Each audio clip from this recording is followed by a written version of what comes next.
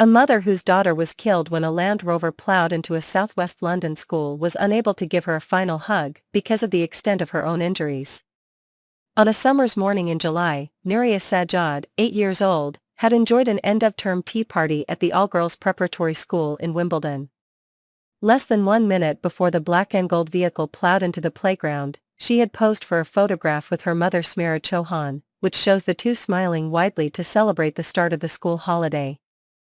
While her mother suffered 8 broken ribs, a broken shoulder and pelvis and needed to undergo 3 surgical operations, Nuria's injuries were fatal and she passed away in hospital 3 days later. As a result of her own injuries, Ms. Chauhan was unable to hug her daughter goodbye, despite being placed in a wheelchair next to her as the life support machine was switched off. "I didn't get to give her the last hug that I so badly miss now. If I could, I would go back.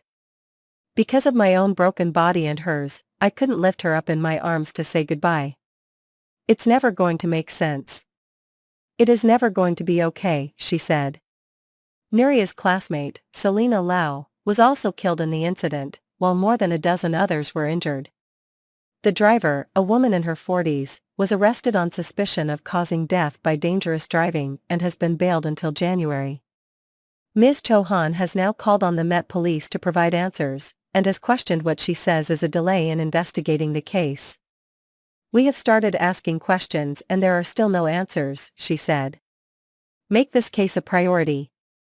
She and her husband, Sajjad Butt, are struggling to understand the injustice of how their family was destroyed, with their only child taken from them in a matter of seconds.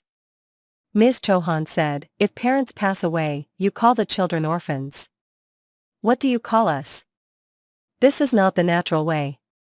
Nuria was born despite her mother experiencing complications caused by lupus, and enjoyed dancing and Disney films, and was full of happiness, her family said. After remaining in St. George's Hospital in Tooting for 11 days, Ms. Chauhan elected to return home for treatment before her daughters, Smell had left the house. Since her death, the couple have kept her bedroom exactly as it was, with her clothes laid out and Barbies lined up. Speaking of those first few days, her father said the couple sat in their daughter's bedroom and howled with grief as they attempted to understand the enormity of their loss. "It was more than crying.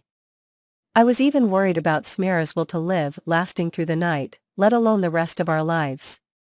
It was very hard." The couple are now calling for accountability and are being supported by Trevor Sterling, a lawyer from the firm Moore Barlow, who is also representing around 20 people who were injured that day and are looking to seek compensation from the driver. Detective Chief Superintendent Claire Kelland, who is in charge of policing for Southwest London, said, "Our thoughts remain with the families of Nuria and Selena, who we know are greatly loved and missed."